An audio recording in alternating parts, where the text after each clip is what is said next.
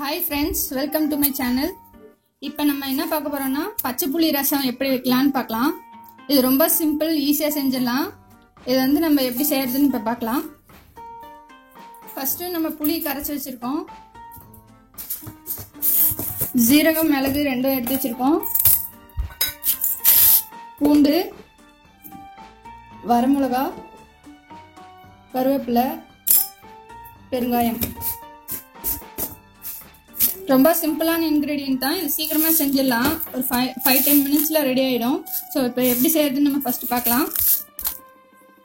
இதை வந்து நம்ம அடுப்பில் வச்சு பண்ணுங்கிற அவசியம்லாம் கிடையாது. ஜஸ்ட்டு தாளித்து கொட்டுறது மட்டும்தான் பண்ணணும். ஸோ இதை எப்படி ஃபஸ்ட்டு ஸ்டார்ட் பண்ணலான்னா, இதில் புளி கரைசலில் வந்து கொஞ்சமாக கல்லுப்பு ஆட் பண்ணிக்கிறோம். கல்லுப்பு போட்டிங்கன்னா நல்லா டேஸ்ட் நல்லாயிருக்கும். ஸோ கல்லுப்பு ஃபஸ்ட்டு போட்டுக்கிறோம். இது நல்லா இந்த புளியோடு சேர்ந்து கரையட்டும். அதுக்குள்ளார இந்த ஜீரகமும் மிளகும் நம்ம அரைச்சிக்கலாம். இப்போ இது நம்ம நல்லா அரைச்சாச்சு. இது கூட வந்து இந்த பூண்டை நம்ம ஆட் பண்ணிக்கிறோம். பூண்டு வந்து ரொம்ப அரைய தேவையில்ல, ஒன்று பாதியாக அரைச்சா போதும். இப்போ நம்ம அடுப்பில் தாளிச்சிக்கலாம். தாளிக்க வேண்டியதெல்லாம் அதுக்கு எண்ணெய் ஒரு 3 ஸ்பூன் ஊற்றிக்கலாம்.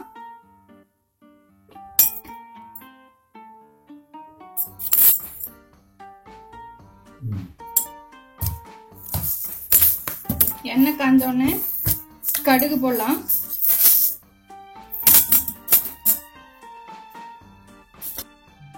எண்ணெய் காஞ்சிச்சு, இதில் நம்ம கடுகு ஆட் பண்ணிக்கலாம்.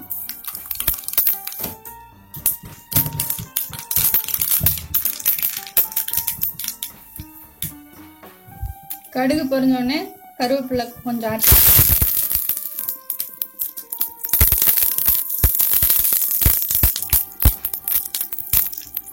அப்புறம் வரமிளகா ஒரு 3 மிளகா, எவ்வளோ உங்களுக்கு காரம் தேவையோ அவ்வளோ போட்டுக்கோங்க. இந்த மிளகா வந்து கொஞ்சம் நல்லா கருப்பு கலரில் வரணும். அப்போ தான் இது ரசத்தில் நல்லா டேஸ்ட் இருக்கும். இப்போ இதை அரைச்சி வச்சுருக்கோம்ல, அதையும் இது கூட நம்ம ஆட் பண்ணிக்கலாம்.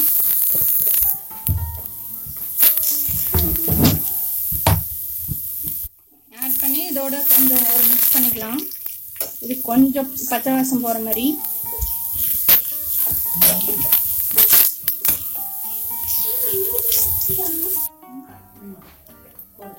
இதில் ஒரு 1/2 ஸ்பூன் மஞ்சள் போட்டுக்கலாம். அப்புறம் கொஞ்சம் பெருங்காயம்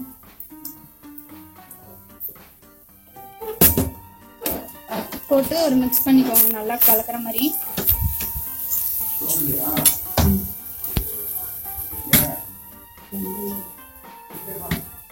இது வந்து வெந்தய பொடி நம்ம அரைச்சி வச்சிருக்கோம், அதையும் இது கூட ஆட் பண்ணிக்கலாம்.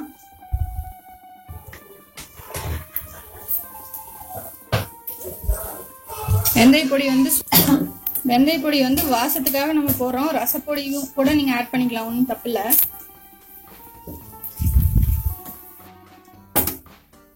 இப்போ இதெல்லாம் நல்லா மிக்ஸ் ஆயிடுச்சு. இதெல்லாம் நம்ம வந்து இதில் ஆட் பண்ண போறோம்.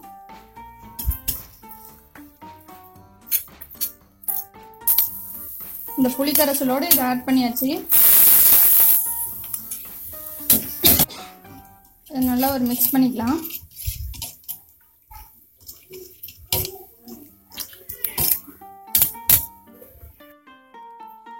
ஸோ நம்ம இதில் வந்து இந்த ரசம்லாம் நம்ம ஆக்சுவலாக தக்காளி இதெல்லாம் போட்டு தான் வைப்பாங்க. இது வந்து தக்காளி நம்ம எதுவுமே சேர்க்கல, ஜஸ்ட் நம்ம தாளித்து அப்படியே கொட்டியிருக்கோம் புளி தண்ணியில்.